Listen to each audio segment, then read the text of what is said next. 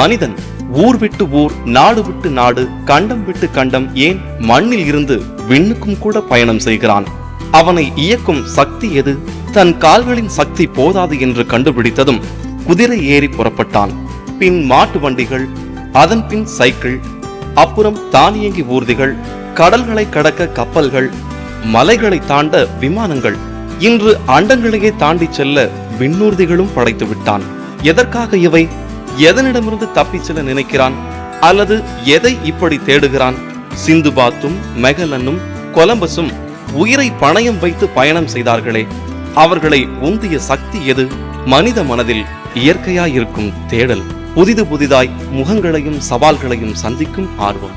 போதுமான வாகன வசதிகளும் நல்ல சாலைகளும் வழிகாட்ட நில வரைபடங்களும் இல்லாத காலத்திலேயே சீனாவில் இருந்தும் கிரேக்கத்தில் இருந்தும் இந்தியாவிற்கு வந்தவர்கள் எத்தனை சாகசக்காரர்கள்! நமக்கென்ன, எல்லா வசதிகளும் இருக்கிறது. மதுரைக்கு வழி வாயில் என்பார்கள். விசாரித்து போய் சேருவோம் வாருங்கள். போர்ட்டோ நோவா என்கிற பரங்கிப்பேட்டைக்கு. கடலூர் மாவட்டத்தில் சிதம்பரம் தாலுகாவில் இருக்கிறது பரங்கிப்பேட்டை. அகரம் என்கிற சின்னஞ்சிறு கிராமத்தின் அருகே இருந்த சிறு இயற்கையான துறைமுகத்தில் முதலில் போர்த்துகீசியரும் பின்னர் டச்சுக்காரர்களும் குடியேறினர். பேட்டை என்பது தொழிற்சாலைகள் அல்லது பட்டறைகள் நிறைந்த பகுதியை குறிக்கும் பெயர். பரங்கியர் வந்து தங்கி பல தொழிற்சாலைகளை துவங்கிய பகுதி ஆதலால் பரங்கியர் பேட்டையானது இது. இன்றும் பரங்கிப்பேட்டை எனவே அழைக்கப்படுகிறது. இன்று சிறப்பு ஊராட்சி நிலையில் இருக்கும் பெரிய கிராமமாக இருந்தாலும் பரங்கிப்பேட்டையின் மண்ணில் தான் எத்தனை மகத்துவங்கள் நிகழ்ந்திருக்கின்றன. இந்த மண்ணில் இன்னும் கூட பெருமையாக நடக்கலாம். இங்கே சர் ஆயர்கூட் நடந்திருக்கிறார். மாவீரன் ஹைதர் அலி நடந்திருக்கிறார். ஏன், சீரா புராணம் எழுதிய உமறு புலவர் கூட இந்த பாதையில் நடந்திருக்கிறார். ஆம், பல சுவையான கதைகளின் சுரங்கம் இந்த பரங்கிப்பேட்டை. சில வருடங்களுக்கு முன் ஒரு திரைப்படத்தின் மூலம் பிரபலமானாரே பாபா, அவரை நினைவிருக்கிறதா? அவரும் இதே ஊர்தான். இதுதான் அவரது நினைவிடம்.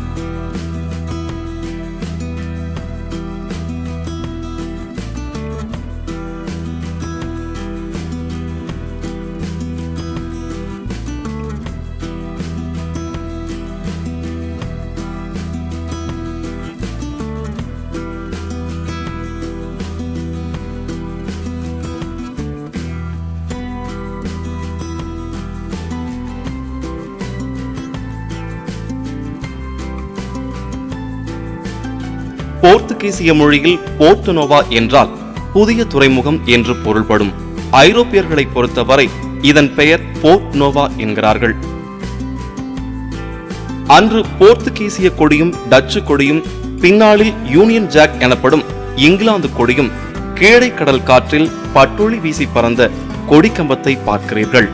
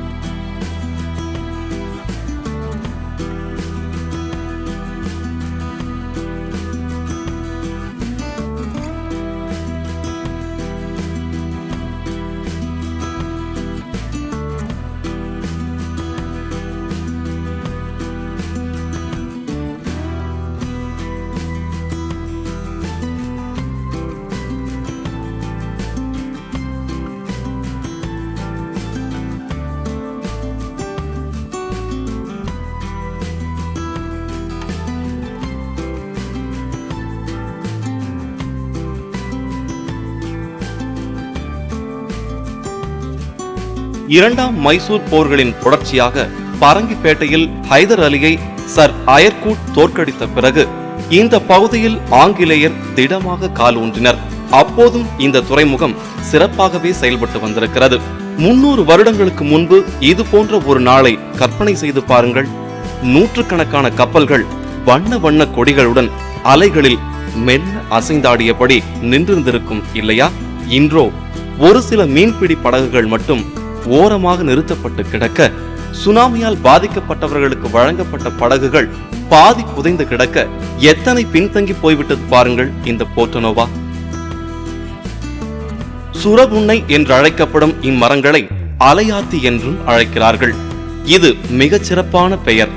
சீறி வரும் அலைகளை ஆற்றுப்படுத்தி அவற்றின் வேகத்தை குறைத்து கரையோர கிராமங்களுக்கு பாதுகாப்பளிக்கும் மிக அபூர்வமான தாவர இனம் இது.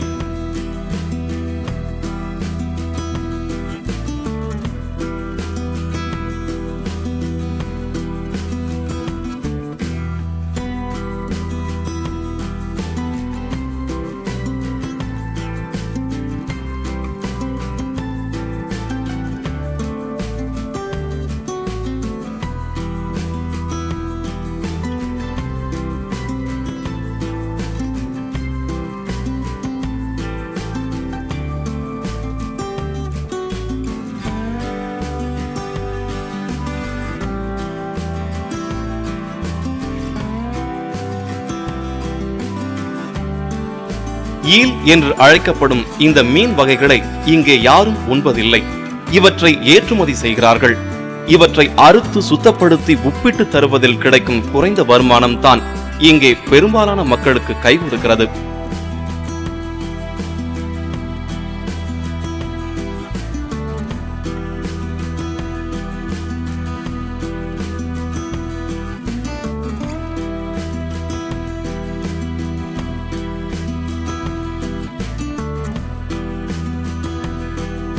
தானியங்கி படகுகள் சாதாரணமாக உலவுகின்றன.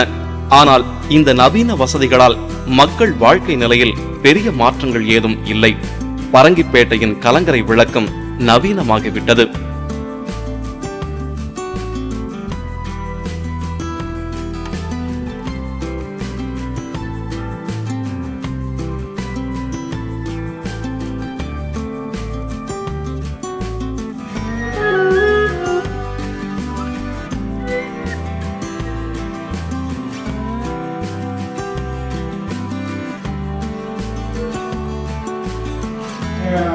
சீராப்புரம் அரங்கேற்றம் பண்ணிட்டு மூலக்குள்ள வரக்கூடிய தண்ணிகள் இங்கே தான் இருக்குது. அதை நாங்கள் வந்து க்ளீன் பண்ணி கொடுக்குறோம். தவிர்த்து வச்சுருக்கோம். பாதுகாப்பாக வச்சுருக்கோம். அது வந்து அவர்களுக்கு கொஞ்சம் இது தீவிர சாப்பாடு போடுறாங்க. நாங்கள் அது வந்து சீராப்புரம் வந்து அரங்கேற்றம் பண்ணது எப்படி இங்கேருந்து அரங்கேற்றம் ஒவ்வொரு கூட போயிட்டு வரும்போது பறையப்படி வந்திருக்காரு. அவங்க அனுசரிச்சு கூப்பிட்டு சாப்பாடு கொடுத்து அப்துல் காசிம் டாக்டர் அப்துல் ரஹ்மானோட தகப்பனார் வந்து அப்துல் காசிம். அவர் தான் வந்து அவரை படிக்கிறதுக்கு என்ன படிக்கிறது போடுறது இருக்கும்போது இங்கே தான் அவர் சீராப்புரம் வந்து இது முதல் பழைய போட்டு விட முடியும். சரி, இது வந்து கல்யாணம் பண்றவங்கம்மா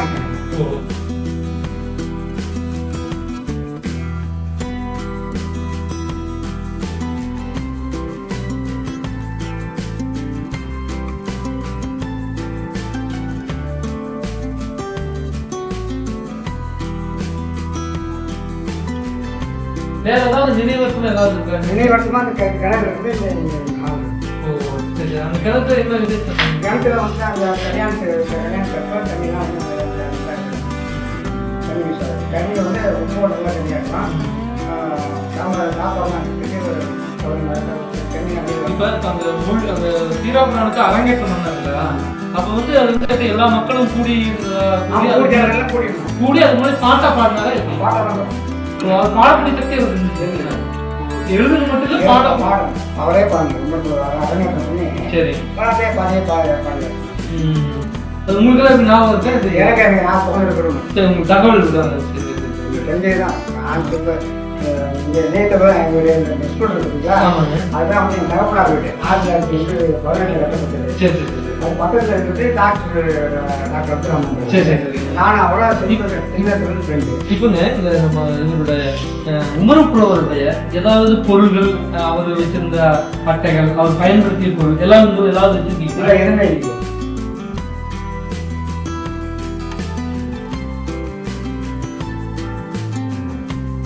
அந்த கிணத்து பார்க்கலாம்.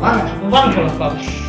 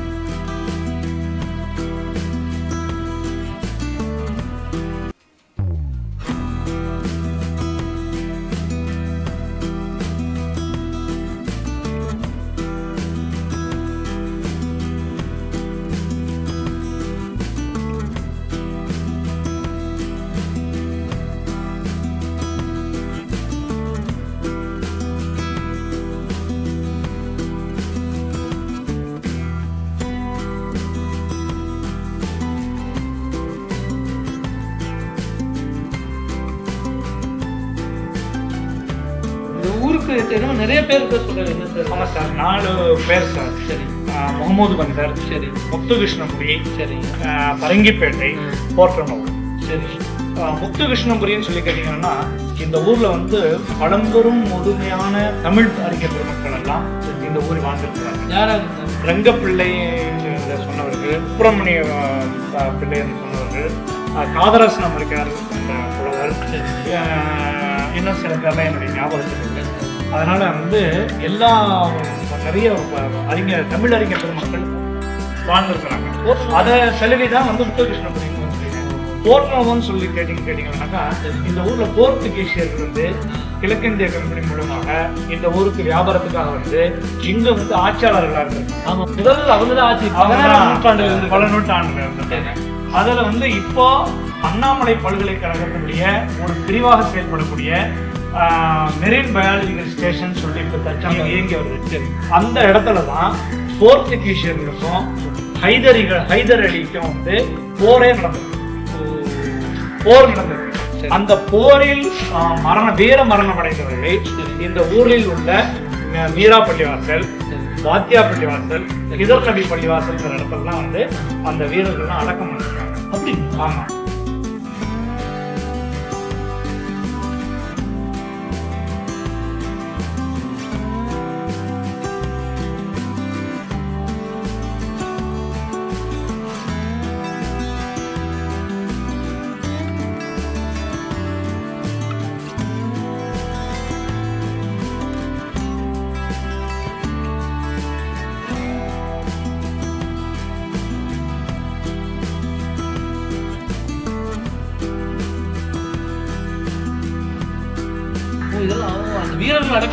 அந்த வீரர்கள் வந்து அந்த போர்த்துகீசியர்களை, அந்நிய நாட்டவர்களை எதிர்த்து ஹைதர் அலியினுடைய தலைமையில போர் நடந்திருக்கு. அந்த போரில் அடக்கமானவர்கள் வந்து அந்த 3 பள்ளிவாசல்லையும் அடக்கமாயிருக்கு.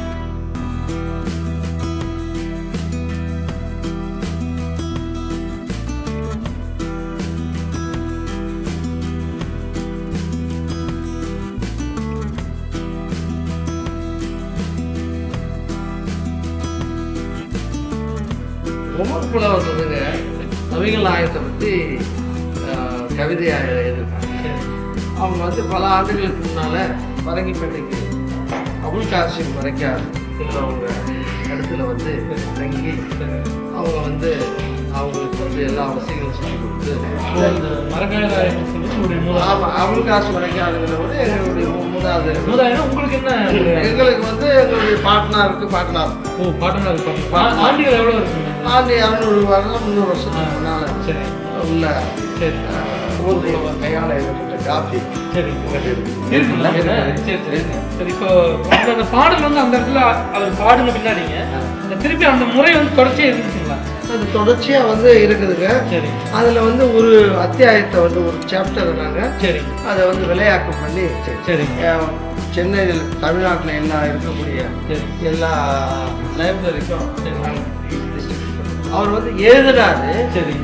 எழுதுனத்தை வந்து மற்றவர்கள்லாம் பாடியிருக்காங்க, படிச்சிருக்காங்க.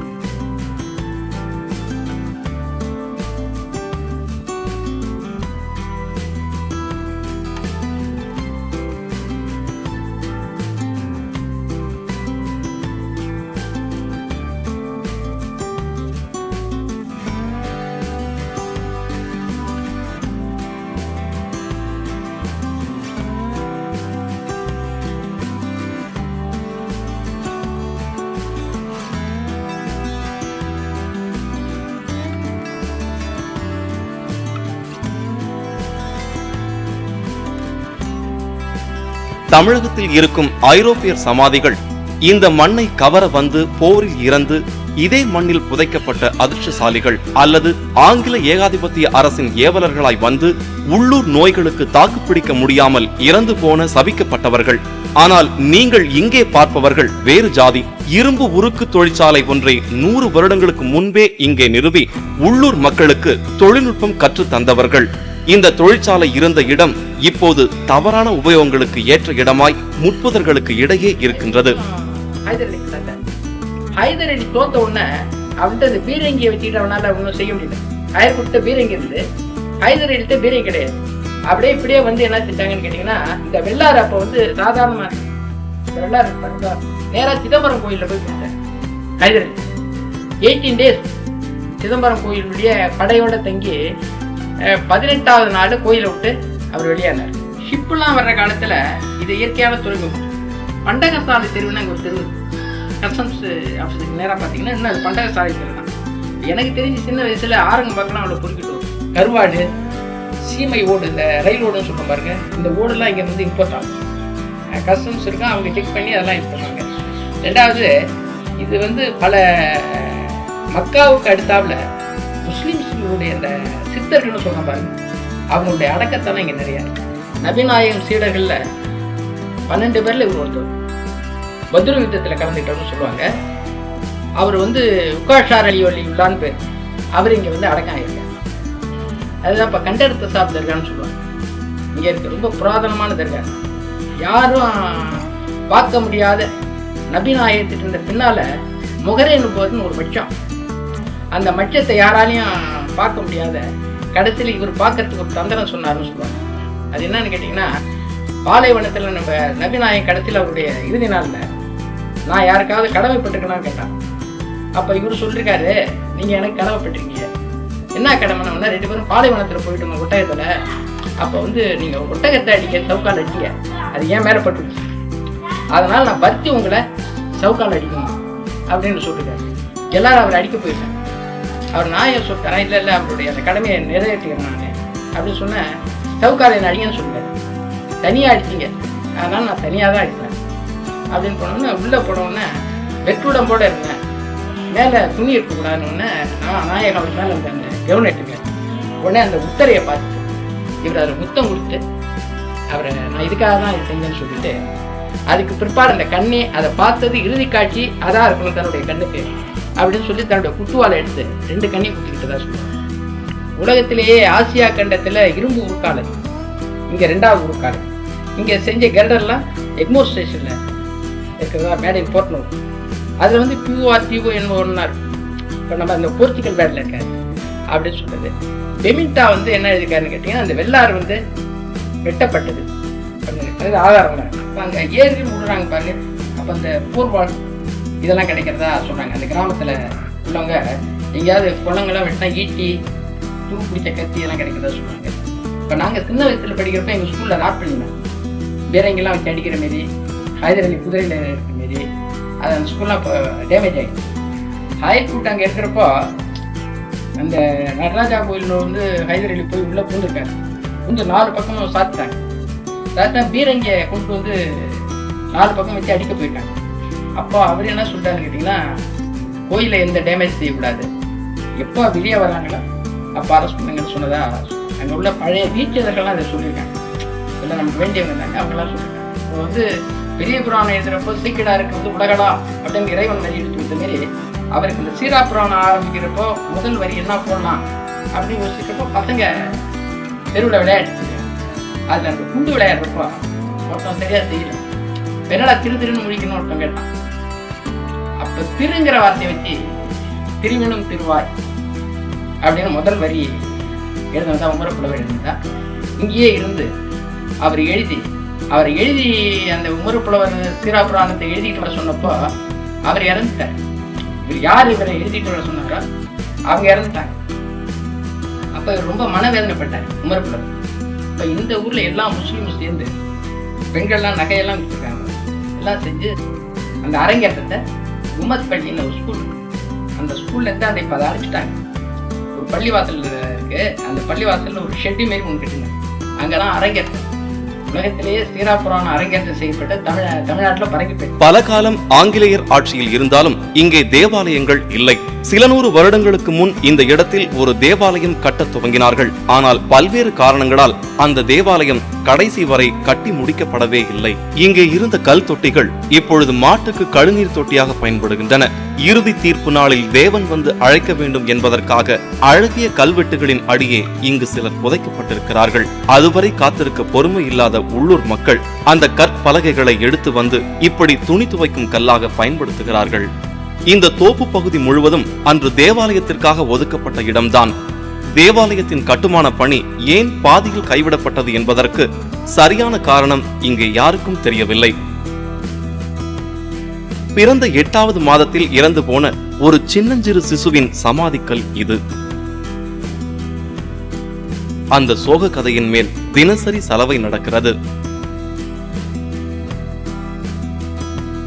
இதுதான் பரங்கிப்பேட்டையின் அஸ்திவாரமாய் இருந்த அகரம் கிராமம். பிற்கால கட்டிடக்கலை பாணியில் அமைந்திருக்கும் மிக எளிய கோவில். ஆனால் கனமான மதில்கள் இருக்கின்றன. பல்வேறு காலகட்டத்தில் பல்வேறு பணிகளுக்கு இக்கோவில் பயன்படுத்தப்பட்டதன் தடயங்கள் தெரிகின்றன.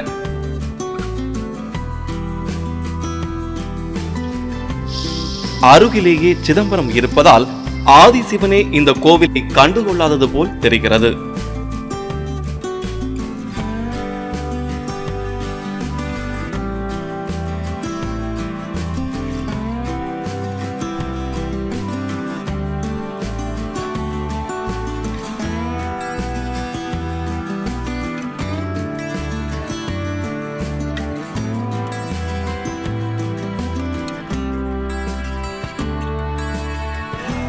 நடந்து களைத்தபின் சாப்பிடுவதற்கு இது போன்ற எளிமையான கடைகளே சிறந்தவை.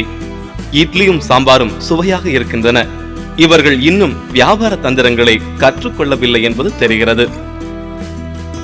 இவர் நாம் சந்தித்த சமகால சித்தர். சமீப காலமாக கட்டாய ஓய்வு அளிக்கப்பட்டுவிட்ட ஒரு கிராம கோவில் பூசாரி. ஆனால் இதற்கெல்லாம் இந்த ஆசாமி அசருவதாக தெரியவில்லை. என்ன உற்சாகம் பாருங்கள். ஹரி ஹரி ஹரி ஹரி ராம வீரம கோபாலா கோபாலா அங்க கோதண்டா அங்க கோவிலை ஆடுடா உன்னுடைய குங்குமம் பெண்ணுடைய பொறி ரெண்டும் வளர்ந்தடா ஒரு எனக்கு இருக்கும் இடத்தில் கூட என்னுடைய இலக்கில் ஜாகுதடா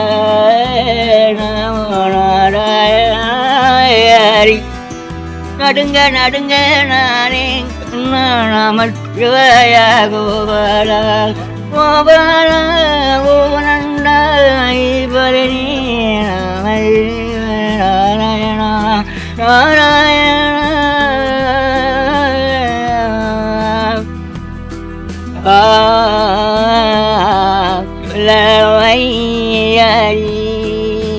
ஆங்கானமே ஓங்கானமே உள்ளேவா உள்ளேவா எனக்கு தேடி வர ஆடி வர அன்னம் பெருமாறி எனக்கு அதிகமாகி வாடா போருக்கு போகால் இருக்கும் ராமம்மா ராமம் போடும் வேட்டம்மா அந்த பூமியில் இருக்கும் வேறமா நான் பூமியில் போட்ட கொடவனையா கடிகடிக மம்மலாட்சி கரகனாரி அகன கம்மி கலிகே சிங்காரி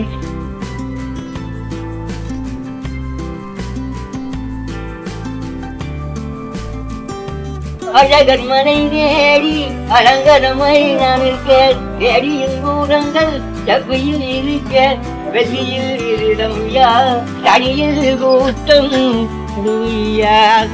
ஆடியோடும் மலர்ந்தார் அங்கு அதிகே நீயே இருக்கிறையோ அதிகம் பரவன் இப்படி எல்லாவற்றையும் தூர எறிந்துவிட்டு கையிலும் முதுகிலும் சுமைகள் இல்லாமல் எந்த பக்கம் போகிறோம் என்பது பற்றி கவலைப்படாமல் போய்கொண்டே இருப்பதுதான் உண்மையான பயணம்.